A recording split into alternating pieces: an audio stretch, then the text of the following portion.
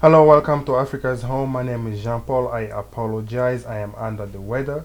Today we'll be talking to you about the crisis in the continent of Africa. Joining us from the motherland is Kambale Musavuli, a friend of Congo. And here at the studio we have Platini Womela, my co-presenter. Hello.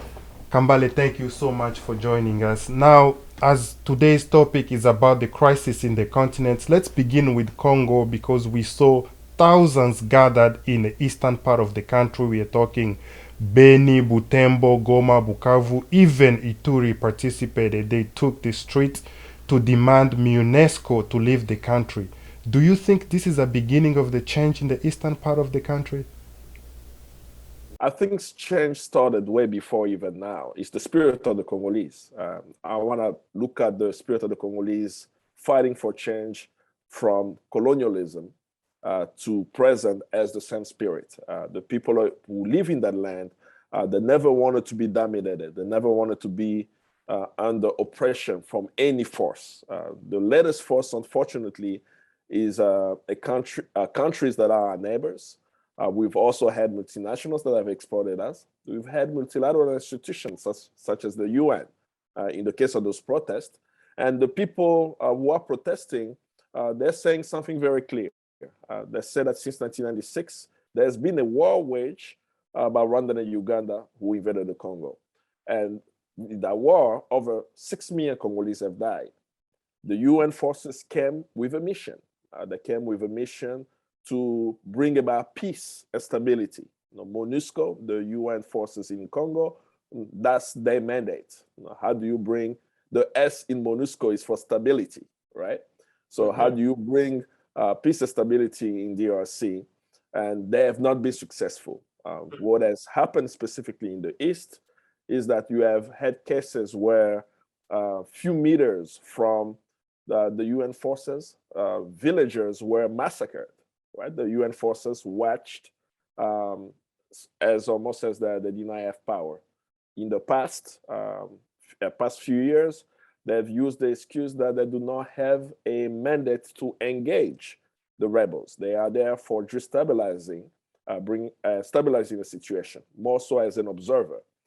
But they now have a strong mandate. The Security Council gave them Chapter 7. Chapter 7, whenever the UN forces have that, it means that they can actually engage rebels. So given every day, every week, actually, we have dozens of people killed in the region of Beni and Butembo, all the way up to the north in Ituri. The population saw the latest uprising of the M23 as the last drop in the glass that made the water pretty much flow out of the glass. Is saying that now we can't have Congolese continuing to die with UN forces in front of them, and these rebels are taking cities after cities, towns after towns. So the people protested. So that's just a step in the will of the Congolese to bring about peace and stability. But there is much more to be done, not just removing the UN, but much more need to be done to bring about peace and stability beyond the UN forces leaving the DRC. Okay, do you think the government actually took that protest into consideration, meaning that they actually want to kick the UNESCO and the UN out of the country? It's a very tricky situation, right? We are finding ourselves that the population does not have any security when they're being attacked by militia groups. We know that some of the militia groups are supported by neighboring countries. So the Congolese government has the duty to protect its citizens. Before the United Nations, it's the responsibility of the Congolese government. Yes. But the Congolese government is inadequate in providing the security. So even though the UN forces are being forced to leave the Congo, we may end up in a situation where the Congolese army is not able to protect the civilians. So it's a tricky geopolitical situation where on one hand, as it leaves, it now gives the responsibility to the Congolese government to own up to what they're supposed to do. But on the other, it can create a form of vacuum for providing security to the population that they may not be able to handle. So there are many interests. On one hand, I understand the will of the Congolese people. It is the right thing that after a few decades, almost 2 decades of the UN forces being in the Congo, without any tangible result for peace, they should leave. But we must also remember that there may be forces beyond just the Congolese government that will want, at this critical time, for the UN forces to leave the DRC. Why am I saying this?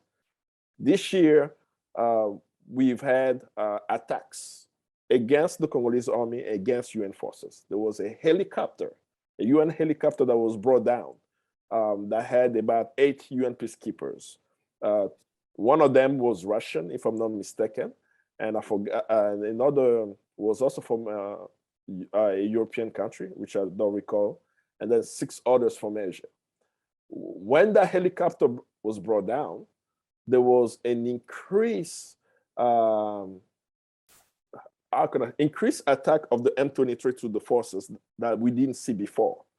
They were able to launch precision attacks, meaning at night, right? They could attack the Congolese army.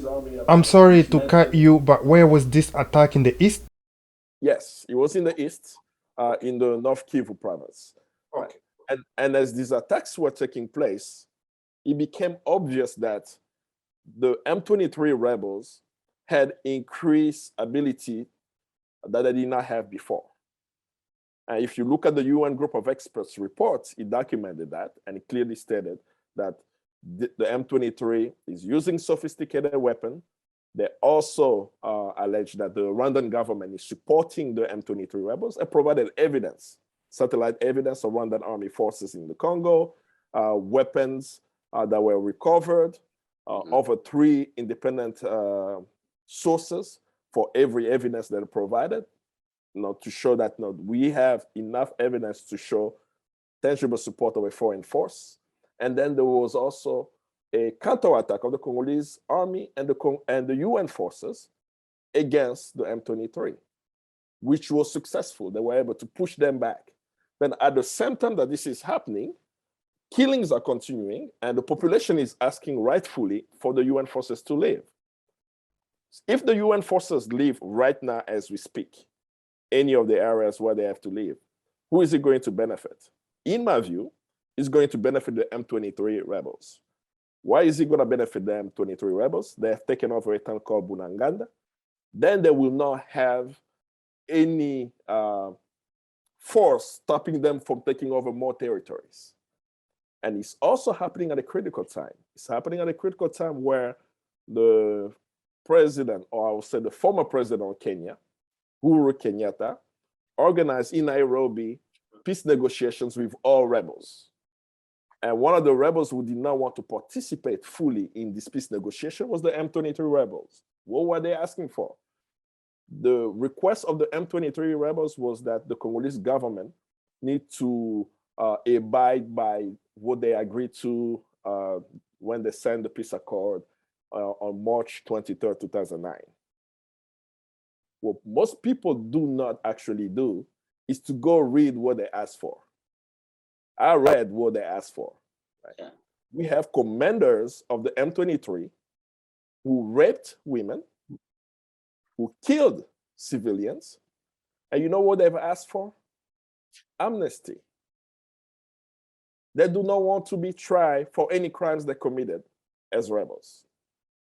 So whenever we hear people saying that the Congolese government did not agree to enforce these the agreements, as a human rights activist, as a member of the civil society, I want to know what is that agreement. And when I read it, I say, wait a minute.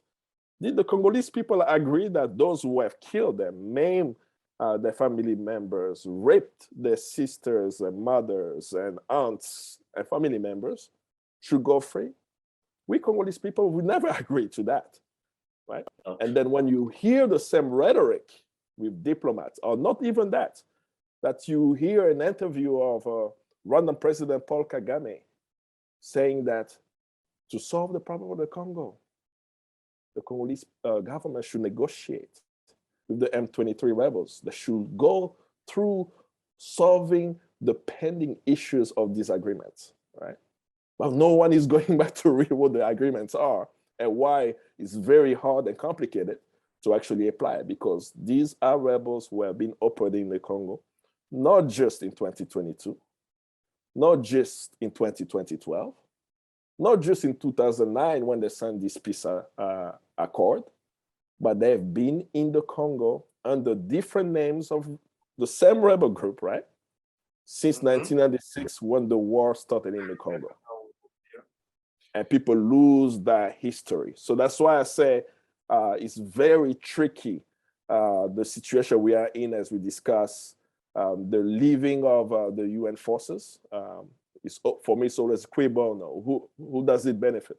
Who will benefit from the UN forces leaving the DRC at this present time?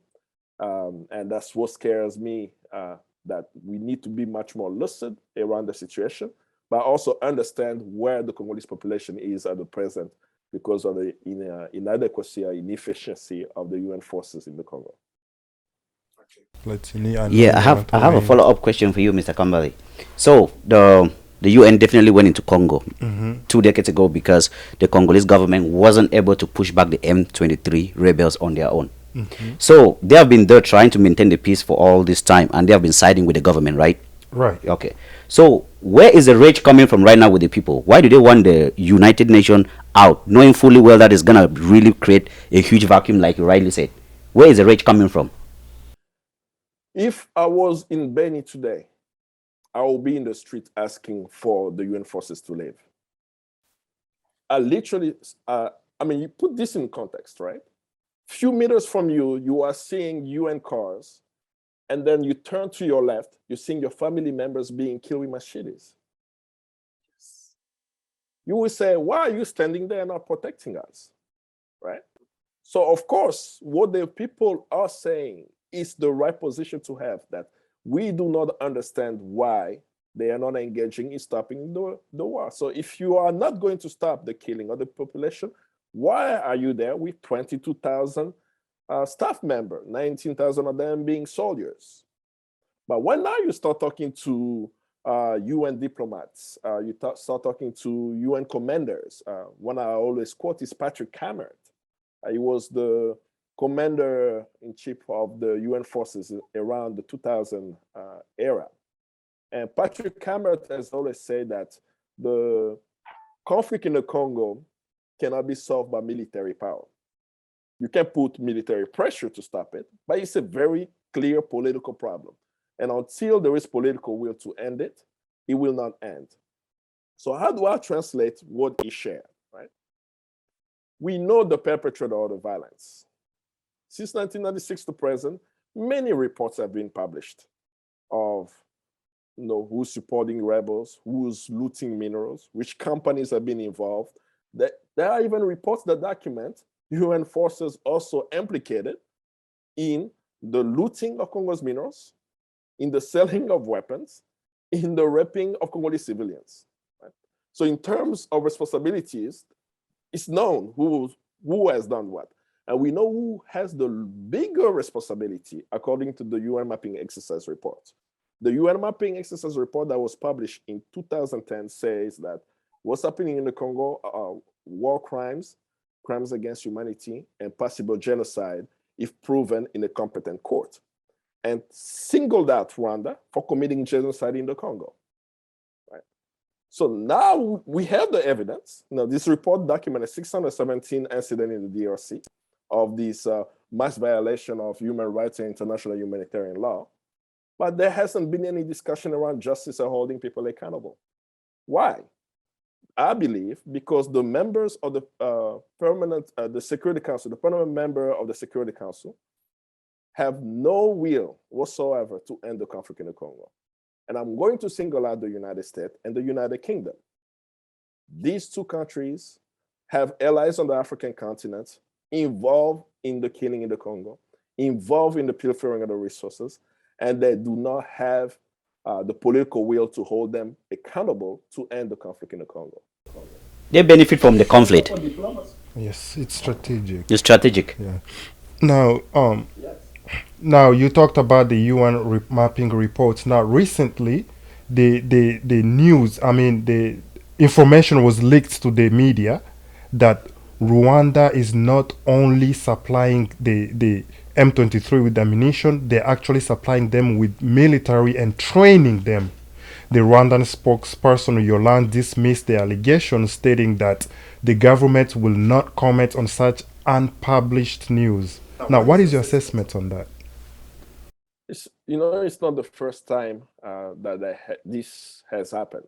Right? It's not the first time that Rwanda has been caught red-handed in the DRC. Let's just frame it for the listeners or viewers, right? Because they may say, what are we discussing? What's going on in the Congo, right? On the African continent, we have a country right there in the middle of the continent called the Congo. It's a very big country, size of Western Europe. It has an estimated 100 million citizens, the fourth largest African country by population. It's the second largest by size, right? And this country since 1996 has not known peace. It's been unstable. So I'll pause there. If Rwanda does not want to be named for killing or for anything happening in the Congo, let's go from the premise. They want the world to believe that 100 million Congolese are killing each other. So if the Congolese people are killing each other, it's for what purpose? Is it that Congolese are killing each other to bring about a new government? No, right? Because we see that it's happening in the East. It's not moving from the East to the West, at least for now. It stays there, population are killed day and night.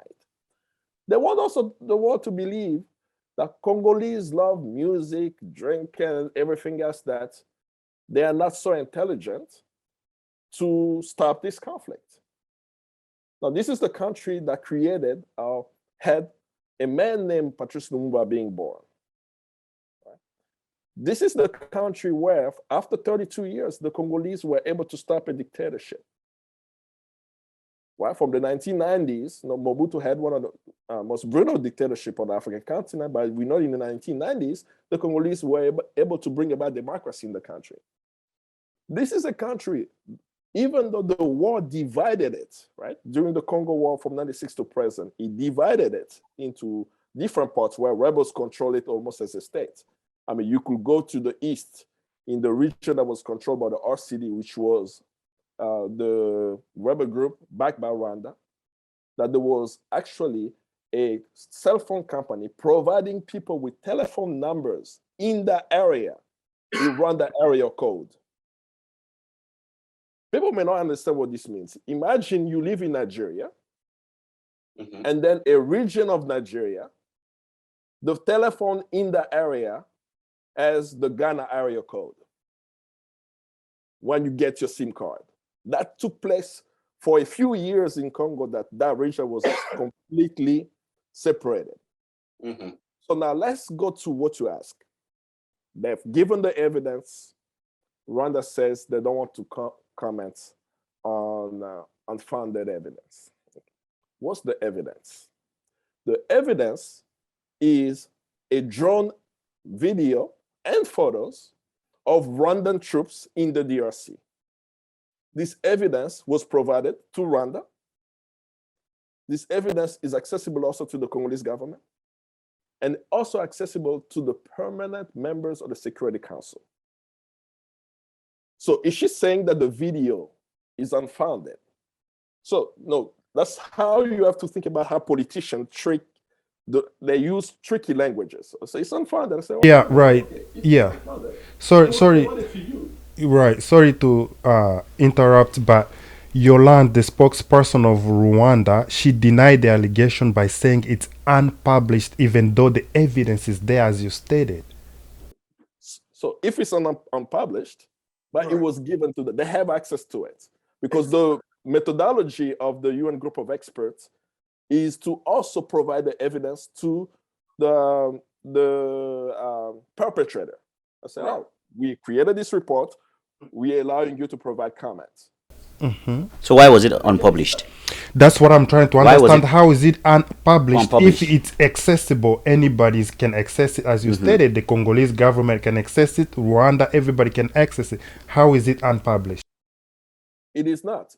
It is a diplomatic way for the Rwanda government to continue to deny. They have a policy of deny, deny, deny, deny, anytime anything is provided with clear evidence of their implications in the Congo. But I always break it very simple. You know, I don't go to many discussions around proving Rwanda is in the DRC, right? I share two things. The first one is James Kabarebe. James Kabarebe is a Rwandan general. Most people do not understand James Kabarebe in 1997 was the Congolese Army Chief of Staff.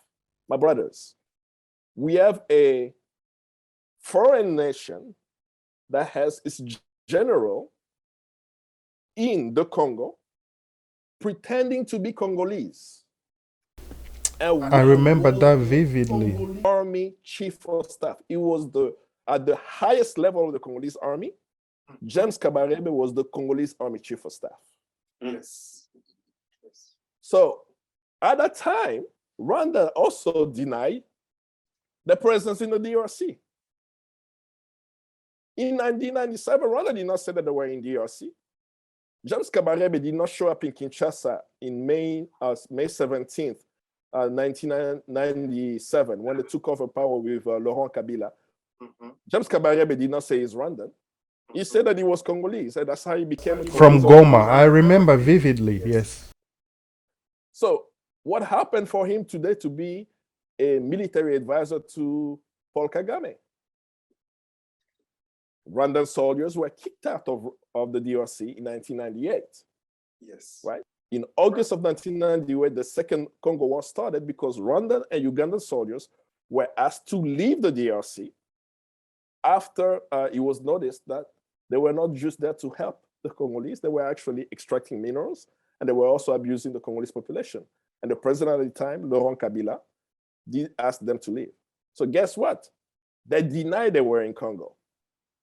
So you had Congolese government going to the press, going to the UN, saying Rwanda and Uganda are attacking us, and Rwanda saying we are not in Congo, when we just had the general as the head of our Congolese army.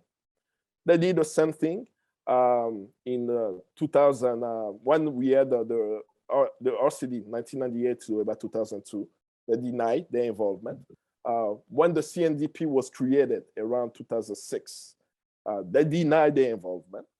When in 2008, the big uprising that stopped in 2009 with the peace accord, Rwanda denied its involvement. In 2012, right, they even had phone recording in the UN group of experts, right? They had phone recording of who? James Kabarebe, Jacques Nzinza, and Charles Kayonga. These are Rwandan generals where they had evidence of the communication with the M23 rebels. They had evidence of them providing them military uniform and military gear. They also denied it. In 2012, it was so bad that even the US president himself, Barack Obama, I remember. Yeah, Barack Obama literally picked up his Called phone, Kagame. called Paul Kagame, and asked him to stop supporting the M23. Don't believe me because I say so.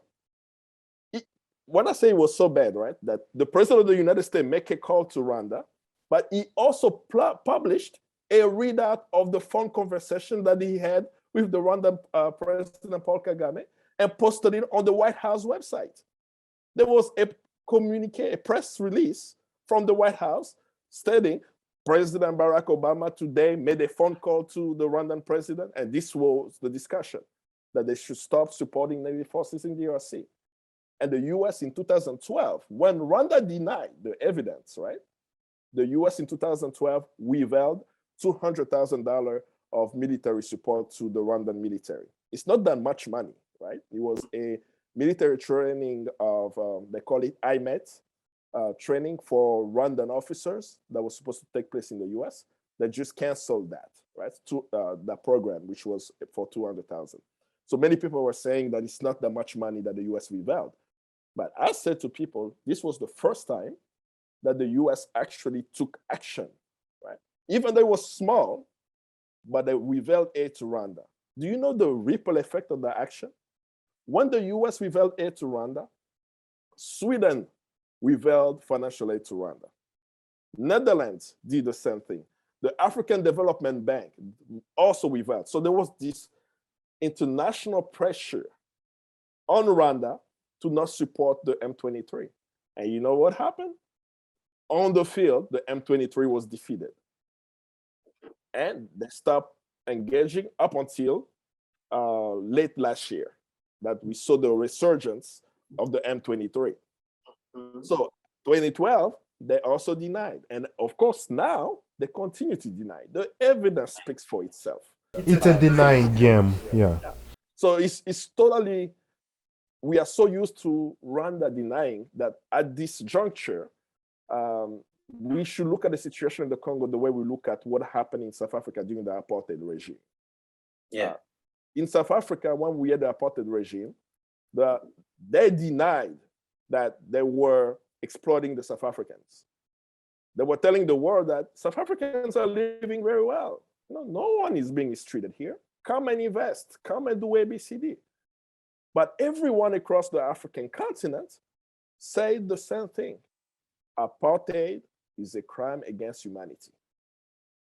And we mobilized around the world to say, no matter what the apartheid regime say, we know that South Africans are now living in humane conditions. The DRC is the same thing. No matter what Paul Kagame says, no matter what Museveni, the president of Uganda, says, the evidence speaks for itself. You know, in my honest opinion, I think this situation in DRC is not even against Paul Kagame. I think Paul Kagame is just like a tool that somebody is using to keep to keep that area destabilized. Yeah, he's like a puppet. The Great Lake area, region. Yeah. Now, you talked about James Kabarebe being the head of the Congolese army back in 1997. It wasn't by mistake, Kambale. When Laurent took power, he recruited the Rwandan militias in Uganda to overthrow Mobutu. He knew who he was dealing with. But how did James Kabarebe end up being one of the elites in the country? It's not by mistake. How did that? Why? Yeah, it is not by mistake, but I will use a different approach of sharing what you said. There is a documentary called L'Afrique en morceaux. It was a documentary done by an Egyptian filmmaker. Her name is Gian El-Tari. It's a very wonderful documentary because you get to hear Paul Kagame, you get to hear Museveni, you get to hear even Laurent Kabila himself. And many of the key people who participated in that war to remove Mobutu say in their own words what took place. In the documentary, you get to hear James Kabarebe himself. You also hear the Rwandan general who was almost assassinated in South Africa. I always forget his name. He's also in the documentary. When his name come up, I'll mention it. So, but they all are saying the same thing. It's not that Laurent Kabila recruited them. In August of 1996, the Rwandan army decided to invade the DRC. And they used a pretext.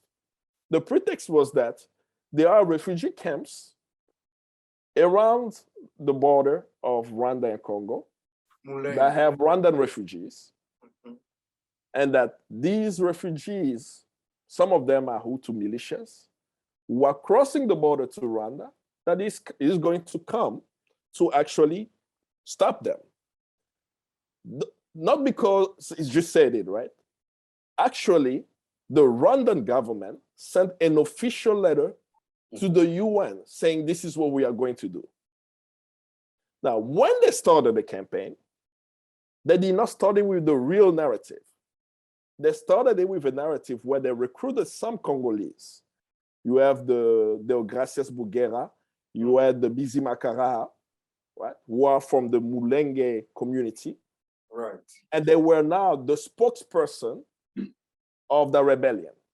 When they were doing press conferences in 1996 in August, they were saying, because the governor of South Kivu asked for Rwandophone, people who speak Kinyarwanda, to go back to Rwanda. To Rwanda, I remember that. They are going to protect Mulenge and turn Mulenge into a country. This was a press conference they did in 96. As they start providing the narrative, of course, Congolese, at the time Zairian, did not buy into the story. And at the same time this was happening, people forget the president of the Congo at the time of Zaire went into a coma.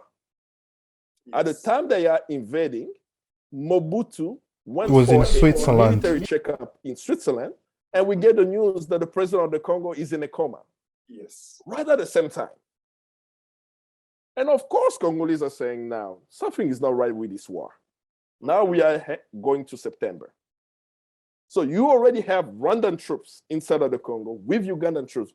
This was already planned, and they have some figureheads that did not have the legitimacy of speak on behalf of the Congolese, and the people are thinking that it's suspicious. In the documentary Africa also, James Kabarebe himself says he went to Tanzania to find Laurent Kabila, and he introduced Laurent Kabila to Museveni, saying that this man has been an opponent to Mobutu for years and for decades. He should be the face. So in the documentary, it's them, they themselves say, James Kabarebe himself says that we went to get this man to present to Museveni that he should be the front, the face of the rebellion. And he became the face. He accepted willingly to be the face of the rebellion. So when we say, well, it's a Congolese problem, I'm saying, no. We had this story during slavery, right? We had sellout. It's okay to say that we have some sellout amongst our community, but it doesn't mean that the mistake of one person has anything to do with the 100 million peace-loving Congolese, right? So what he did was for personal gain. They took power, they installed him. This is why they had the audacity to say, since we put you in power, we have the right to extract the minerals.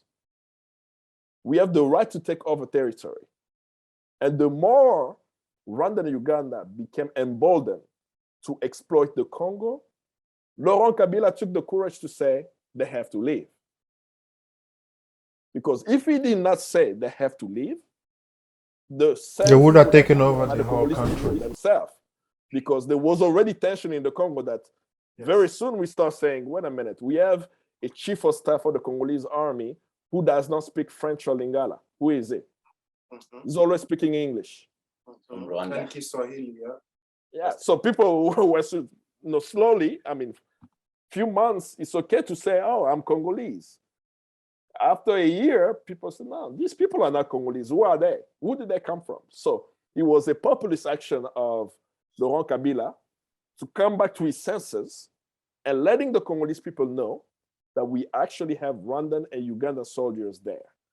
So the responsibility that I put, right? And I'll go to what you say earlier, like Paul Kagame is just a puppet. But who is the puppet of who? That's why I always name the United States and I always name the United Kingdom.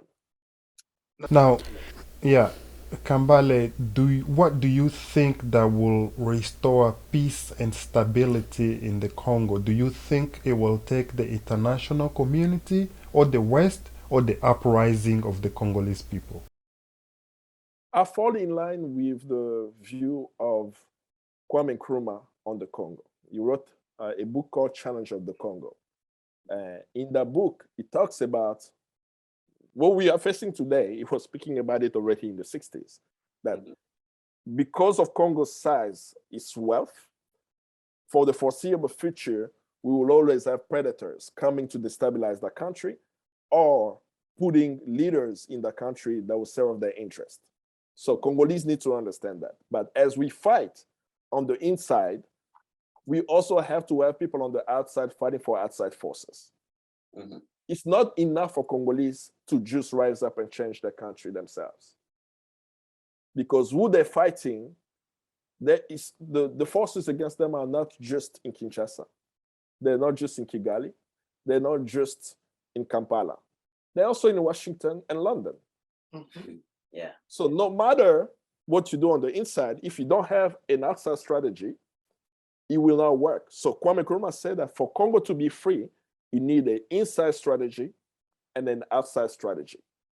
And we've witnessed that as Africans, right? And that's why I use the South Africa movement as an example, right? No matter what the South Africans could do on the inside to end apartheid, it was not sufficient.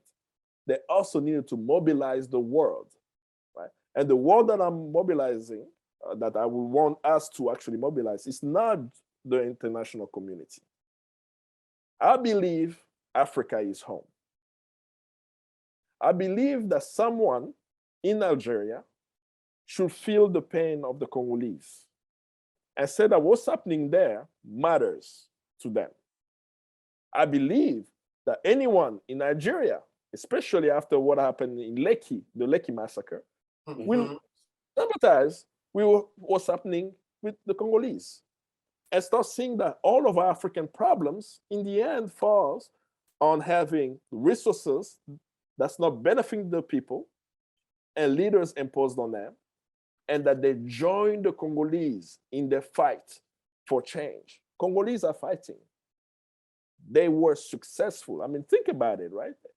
The Congolese have kicked out UN forces in Butembo. Mm-hmm. Right now, they've been doing protests, and the UN forces say, okay, we are going to leave. And we've been that successful many times in rising up. So we want now, right? And I'm speaking now from the region of West Africa because I spent a lot of time in West Africa, particularly in Ghana, that I was very surprised traveling across West Africa and even notice and hear young Africans say that they love Paul Kagame. That's his man right there. You know, I was a huge fan of Paul Kagame until Mr. Claude Gadibuke and Mr. Jean Paul. They're like, man, don't even say it. Yeah, that's his guy. So, I'm gonna ask you this, Mr. Kambale. Do you think this solution for the Congo people can go across Africa, because the destabilization we see in Congo is basically all across Africa right now? Because look at the Boko Haram, they're still attacking Nigeria. The area has been so unstable. It comes down all the way to Cameroon. You know, it's crazy all over Africa. So do you think the solution for Congo can be implemented in other African countries? It is a matter of life and death that we are successful in Congo. That I believe that Congo was the lab to create the instability in Nigeria. And Nigerians have no idea that before it happened in Nigeria, they were trying to do it in Congo. People don't even understand it. This is one of the biggest African countries, right? Second largest on the African continent, and with 100 million people. And they keep killing and people are still resisting. When I went to school in North Carolina, in Greensboro, North Carolina, North Carolina A&T State University. For most people who have studied in the US as an African student, you will know that Nigerians are very present everywhere. ASA, African Student Associations all over the United States, has predominantly Nigerian students. Nigeria, everywhere. Right? Yes, I was a member of the ASA at my school. I was lucky to become the president one of the years. I was actually the first president who was not Nigerian. Yes, honestly. So I'm always proud to say that at my university, I was the first African Student Association president who was not Nigerian. And I used to talk to my Nigerian friend. This is talking about early 2000. And as a president, I was trying to do events on campus about Congo, right? So I would do panel discussion and events. And some people did not understand it. They felt, he's the Congolese now, he's trying to get Congo in everything. And I shared with them something. I said, what's happening in the Congo can happen in Nigeria. And it's important for you to know what's happening in the Congo today. So when it happens in Nigeria, you will know how to deal with it. Sadly, every time I hear Boko Haram, I'm saying they've been doing Boko Haram in Congo. I mean, you want to tell me that people who live together for hundreds of years, all of a sudden decided because of religion, they're going to kill each other, and no one asked the right question. Even if I hate you because you're Muslim or Christian or whatever your religion is, how do I have the power to create weapons? No one is talking about the weapons. It's been happening in the Congo. Then they'll tell us in the Congo, it's an ethnic conflict. They'll tell people in Nigeria, it's an ethnic conflict. The North want to secede, the South want to secede, the center, Nigeria is going to explode. That's what they say. They say what about the Congo? We are too big. What do they say about Nigeria? Too many people. Too many people. Right? So you start seeing the narrative and say, why do they want to destabilize Nigeria? Because of its resources. Why do they want to destabilize the Congo? Because of its resources. But we know who we see. No, Rwanda as a nation and as a client state of the United States and United Kingdom. Uganda the same. That's what the war in the Congo is about. Rwanda and Uganda have invaded the Congo twice in 96 and 98 and continue to support proxy rebel militia groups. For what? To be able to access Congo's resources. Rwanda today is the #1 exporter of a mineral called coltan. Rwanda, a tiny country that does not have enough tons of coltan in its land. They have a little bit of coltan, right? But I thought coltan was only found in Congo. Rwanda has, and the area where they have its neighbor, it's close to where they have a Congo. little bit? Yeah. Oh, okay. So they have little of coltan. But today, they are the #1 exporters of coltan. And no one is asking, where is this coltan coming from? How is that possible? You gentlemen want to know something funny? When Boko Haram started invading the northern part of Cameroon, trying to come into Cameroon, right? The BIR, the special force in Cameroon, was fighting back. One of the things that they realized was that the bullets these guys were using were French military standard bullets that Boko Haram was using. Look, I've always said the conflict in the continent of Africa is manufactured from outside. Because, if you look at armies like M23 are saying Boko Haram, where do they get their ammunition from? Those That type of capacity weapons. using sophisticated weapon. Yep. It's from outside. It's manufactured. These people have tanks, military tanks.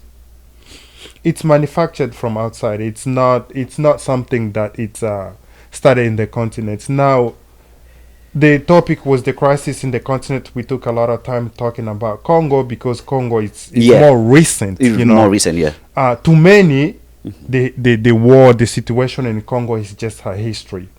To you and I, this is our reality. Then, therefore, let's fight to restore peace and stability in our country by talking about it, keeping each other informed. Now, moving on, we saw another uprising in Burkina Faso. Same issue. We saw another uprising in Somalia over the election in Kenya. I'm wondering, what is your assessment on the state of the continent? It keeps coming in my head, right? Africa is home. No matter the challenge, you see it as a family, right? You may spend time where you may not get along with your siblings, you may not like your parents, but it makes it hard when you have your internal issue if there is an external force, right? Like someone coming into your house to try to steal, let's say, steal clothes that you have hanging in the house. When that happens, what the family does is like, hey, wait, we have a thief in there. We're not trying to find out, did my brother or sister steal that shirt? Like, we know, like, whoever is the thief. I'm using this analogy to talk about the state of Africa. Africa today is under fascist capitalism, a crude form of capitalism that is killing the future of Africa, the young people of the continent. It's killing them how? It's killing them in a way where they do not have jobs. When the creation of work is easy because of what we need to do on the continent. We need to build roads. Hire these young people to build the roads. We need to build the hospitals. Hire these young people to build the hospitals because we already have the materials. So when we hear our government say that they don't have, they're not able to create the jobs, we should always say that there is a problem. A young African population should not have a high jobless rate that we have. The other challenge that we have is that ideologically, as young people on the African continent, we have forgotten, we literally have forgotten that for whatever we have to fight to maintain it. Some people will say that our foremothers and forefathers who fought for independence did not do well. They didn't prepare us. That's not how I see it. I see that they did their part. Lumumba in his speech says, for 80 years, we had Belgians in the Congo who could not even create universities to have even at least 100 university students at independence. So when someone tells me that we got independence too early in 1960, I say, oh, so when should we become independent? We should let them continue to be there so that maybe in 2020, we have a total of 200 university graduates. Because they had no intent of developing us. So the young people then understood that they need to fight for independence. And how did they do it? They did not think about our flags. We are so proud of our nations. I'm Congolese, I'm Ethiopian, I'm Chadian. They thought that they were Africans. These young people went to Manchester in 1945, in October of 1945, went to Manchester and said, what is the status of the African peoples around the world? How are they living in the United States? Are they living in the Americas, the North and South, especially South America, right? How are they living in the Caribbean? How are they in Europe? How are they on the African continent? So Black people all around the world. You had W.E.B. Du Bois representing the Blacks in the United States. You had Padmore representing the Caribbean. You had Kwame Nkrumah, and so many, right, Africans sat down at the end of World War II. They said, wait a minute, the people who colonized us just fought each other in Europe. From 1940 to 45 in this Second World War, and took us to fight their wars. And when we were in the front lines, where they were shooting bullets, we noticed that they were not superior because whenever the bullet hit them, their blood was red like ours. That after World War, I'm still colonized by them. No, we have to do something about it. So in 1945, the 5th Pan-African Congress, young Africans sat down and said that our immediate task is anti-colonialism. Our immediate task is to make sure that African countries are independent. So from 1945 to 1960, that's 15 years, right? So somebody went to, I'll try to put it in the context. Somebody went to a conference 15 years later, after exchanging business cards, asking people, oh, what's your Instagram? What's your Twitter account? And you get the stuff, we talk to one another. And then 15 years later, 12 African countries are independent. That's the context, that the way I think about that Manchester meeting. The young Africans sat down somewhere, created a plan for the liberation of Africa to bring about independence to African countries. I said, we're gonna do it systematically. They came together and said, we're gonna help Kwame Nkrumah in Ghana. You went back, 1957, Ghana becomes independent.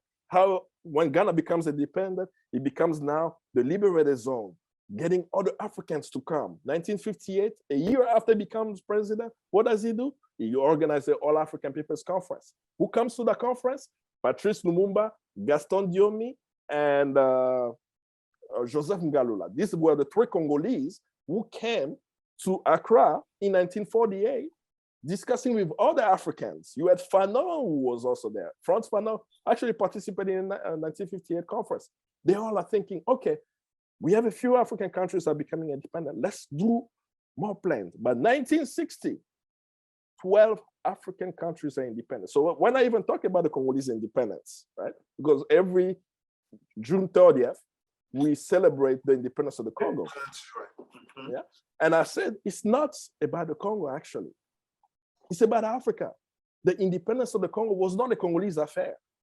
When we sing Independence, Cha-Cha, Tozui, that song only name Congolese. They don't name André Blouin from Central African Republic. They don't name Serge Michel, who was from Algeria. Right? So you had all these Africans who actually came to Congo. They were working with Lumumba, and they helped him become the first democratically elected prime minister of the Congo. So if it wasn't for Africa, if it wasn't for Africans, if it wasn't for Pan-Africans, if it wasn't for internationalists, Congo would not have been independent with a leader like him. So that's what they did in the 60s. We were able to get African independence.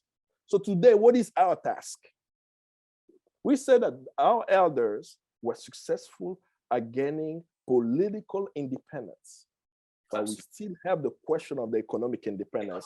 Who controls our land? Who controls our resources? What we say in Lingala, Likambo ya Mabele, right? Likambo ya Mabele. What's going on with our land? The sovereignty. So our task, the African youth have to look at what's happening around the world. Don't be distracted with the war in Ukraine. It's an hegemonic war. There is a conflict. There is a shifting of power between the West and East.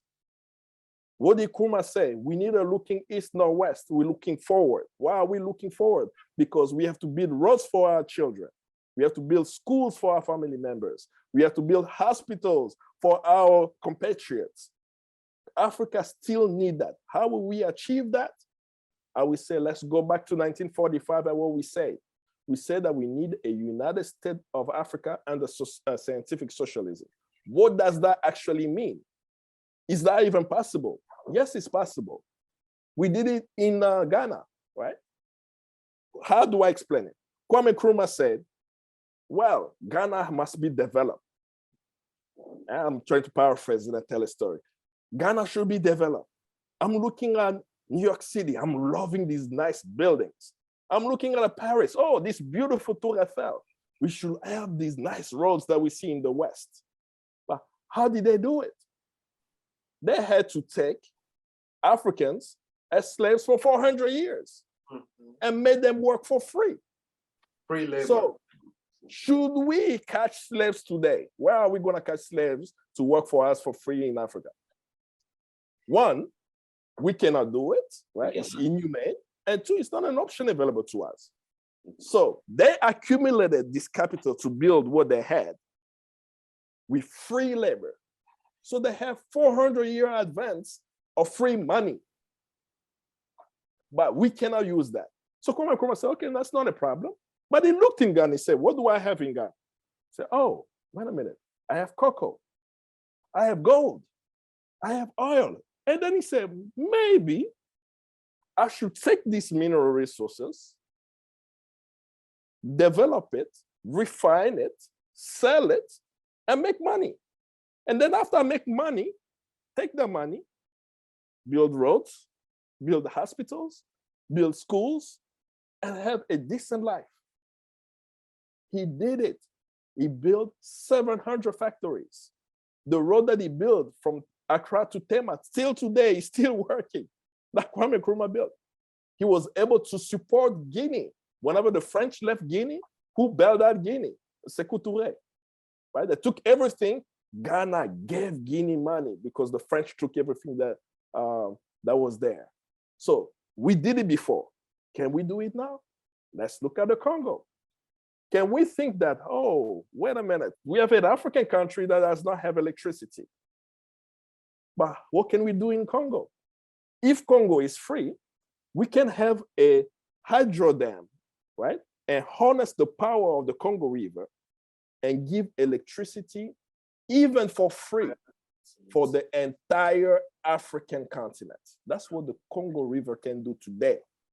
That's the power of what that river has. And that will lead to industrialization in the continent. That's why Congo has never been stable. We know, yeah. That's the reason. They know with Congo being just a little bit stable, most of Africa will be free. Yeah. So you've mentioned our forefathers laid the blueprints, right? The blueprints are there. Now, what do you think African youth, I'm talking about the 21st century African youth, should do to execute those blueprints that you're talking about? Well, I'll still say the same thing, right? They need to mobilize, connect with one another to get the economic independence of today. They shouldn't think about it as this. You see, sometimes when we discuss these things, it starts sounding like these abstract intellectual discussion, right? But how concretely, whenever I hear that on the African continent today, there is still a country colonized, I have a problem. Because most Africans do not know that we still have a country on the African continent that's being colonized. And that country is the Western Sahara. Right? And that the African Union officially is recognized as a country. But around the world, it's not recognized as a country. And the African Union has a clear position around Western Sahara. Who are they being colonized by? Morocco. Another African country is colonizing another African country today.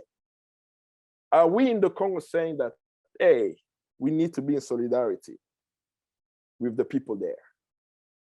Whenever I'm seeing the situation in Mali and what the French did in Mali and how they are trying to squeeze the people of Mali, do we feel that same pain that the Malians are feeling now, that they're feeling like no one cares? In the Congo, we're already feeling that loneliness. Who even knows about what's happening there? But in the Congo, are we even talking about the Malians? Have you ever seen the picture of the massacre of civilians in Ambazonia, in southern Cameroon? No matter what people will say about where they fall in the analysis of what's happening in southern Cameroon, but no one should be killed that way. We in the Congo, we know that because we've seen the dead bodies of our family members being shown and women being raped, these videos being circulated, and we've seen the same image there. So when young Africans today, we start solidarizing, right? We need a new solidarity movement. And the movement is now saying, hey, we know, I'm sorry, I'm going back to Nigeria. Buhari, let the Nigerians choose their leaders. We go back to Uganda and say, my God, this guy has been in power since 1986. Of course, he's created conflict in South Sudan and in Congo, in Rwanda as well. But Africa should watch out and say that we don't want to have any leader on the African continent. Maybe that's the call. That every youth on the African continent, no matter which election is taking place, you should be engaged in making sure that whoever is elected is coming from the people. And it's very easy to know. There are some elections in Africa where people are winning by 90%. The past few elections in Rwanda, Paul Kagame, 98%. Right? So we should say, now, wait a minute. If I'm going to like you, Paul Kagame, as a benevolent dictator, I have a problem with you winning by over 90% because it doesn't make sense. No, you should. That's too much to believe that a country with a majority Hutu population will have a Tutsi president winning by 93%. That's not statistically correct. So the solidarity of African youth to know that a problem with another African country is my own is what's needed, and an attack to one for the control of the land. That we want the African people, just as we say, we want an independence, but today we want the African people to benefit from their own land. That means that the resources of that land, before it benefits anybody else, need to benefit the people of that land first. Okay. Yeah, so we don't have much time here, but Basically, what you're saying, an attack to one is an attack to all. We should have a solidarity. And African youth should consider the problem in Congo and Cameroon as their own and therefore advocate for them, which is basically what we are doing as we are talking. Now, we don't have much time. Do you have any projects you're working on, books, or anything going on? Oh, I stay busy. I mean, I think very humbly, I've been in positions where that have taken me in different places. At the moment, I've been spending a lot of time in West Africa, particularly Ghana. I've been studying Kwame Nkrumah a lot. The reason why I'm studying Kwame Nkrumah is he wrote a document called the 7-Year Development Plan. And he implemented 1 year of that plan, right? And the reason why he only implemented 1 year is after a year and a half, there was a coup. And he was no longer the president, right? It was a coup in 1966. He started implementing it in 1964, 65. So I'm studying that to see how it can be used there. In terms of people specifically for the Congo, for the solidarity with the Congolese people, I always ask people to go to friendsofthecongo.org website. I worked with them for over a decade. They still remain the primary source for well-researched, factual information around the situation in the Congo. So go to friendsofthecongo.org to get information. The last one, since 2008, students and ordinary people around the world have been organizing Congo Week. It takes place every third week of October. This year is also going to take place third week of October. What is Congo Week? Congo Week is a global movement of people of goodwill who are saying that during that week, they will do something for the Congo. If you're a singer, you sing a song about the Congo. You're a poem, you write a poem. You're a student, you can organize an event on your campus discussing the Congo. If you're a journalist, you cover the Congo during that week, but you look at it as a moment where the entire world stops to think about the potential of the Congo, to discuss the tragedy of what's taking place, and also thinking about what are the solutions for the Congo. We say that we need to build a global movement in solidarity with the Congolese, while Congolese are fighting on the inside. Those on the outside are putting pressure on negative forces against the Congo. You may have a better idea than us. So share with us your idea. And to sign up for Congo Week, we always ask people to go to congoweek.org. Go there, sign up, say, this year in 2022, I'm going to participate in Congo Week. I'm going to organize a vigil. I'm going to organize an event, a film screening. I'm going to bring my friends to discuss the Congo. I will watch a film with a group of people. So participate in Congo Week by going to congoweek.org, visit Friends of the Congo for more, and still believe, just as I believe, I hope you believe that the liberation of the Congo is tied to the liberation of the African continent and of all oppressed people around the world. Thank you. Okay, thank you so much for your insight on this. Unfortunately, we are out of time. We would definitely love to have you back here and continue the conversation. I will gladly come back. Thank you, my brothers.